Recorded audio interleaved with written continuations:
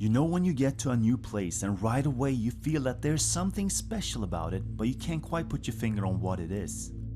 That's exactly how I felt first time I visited the Driftless region.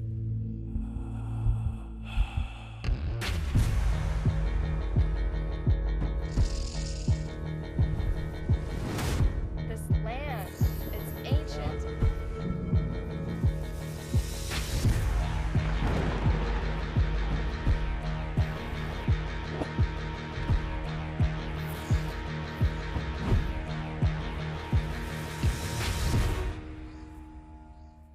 Holding on to the yellow. Perfect.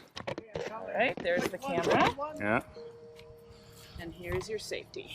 This is me. My name is Jonas Stenström and I'm from Sweden, but right now I'm hanging on the edge of a cliff by the Mississippi River in southern Minnesota.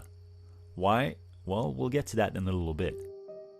This here is my best friend and business partner, Rob Nelson. Just gotta figure out which way deeper water is. We're both biologists and filmmakers, and together we travel all over to find and document interesting wildlife stories. It started as a passion to document nature, and now we feel it's our mission to show our children that interesting nature stories can be found even in places you don't expect it. Where we are right now is one of those. Here, get a close-up of this.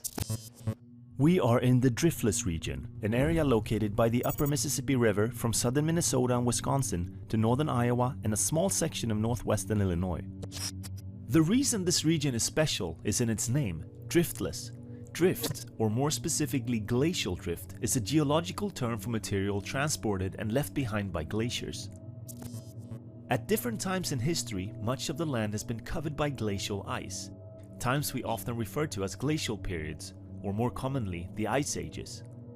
During the last glacial period, which is believed to have ended about 11,000 years ago, the mile-thick pack of ice moved south from Canada and covered much of the northern part of the US. Its destructive force crushed everything in its way, and when the ice eventually disappeared, the land underneath was forever changed, literally leveled to the ground. Except here. Of all the known glacial periods, the area we today call the Driftless region never got covered by the ice. Somehow this region got spared, and what was left behind was an environment filled with interesting stories, with great environmental and cultural importance. But why did all these glacial advances miss the Driftless region? This is unique on Earth. We're here to find some answers. Rob is really the one who told me I had to come and see this. He was here filming a few years ago, and the more the team started digging into it, the more they realized that this was a truly unique part of the world, and that most people had no idea about it. The Driftless Sound? I'm not exactly sure what you're talking about. The team left with too many unanswered questions, stories that seemed too interesting to stay undocumented. Rob called me up and said, "Hey Jonas, get the cameras ready, we have some places to visit." Hey! So here we are, but none of this would have been possible without our two local guides, George Howe and Tim Jacobson. As a biologist born and raised in the Driftless, George is like a walking book of stories about the region. Countless fragments of marine organisms. Life cycle of freshwater mussels. And Tim, equally as filled with knowledge about the ins and outs of the Driftless, and always armed with the camera and ready if there's something to document. It's freaky. It was really freaky. Their passion for the Driftless is really the reason this story started in the first place. So let's head up the bluff. Right now, we're itching to start looking for some of the answers to the many questions we have, and what better place to start than from the sky. Lucky for us, Tim is also a pilot. Testing 1, 2, 3. Can you guys hear me? Hear you. Over. I can hear you. Over. Great. 3 go, but 3, 1. Ready for takeoff.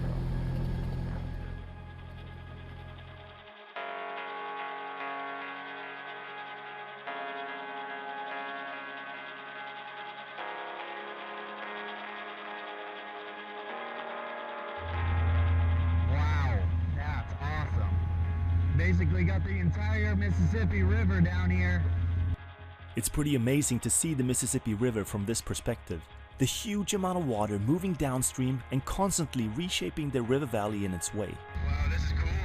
Massive floodplain forest to our right. The water pushing sediment around, cutting through large floodplain forests, and creating a network of little islands and winding canals everywhere in between. One exception is Lake Pepin, the largest lake and the widest natural section of the entire Mississippi River.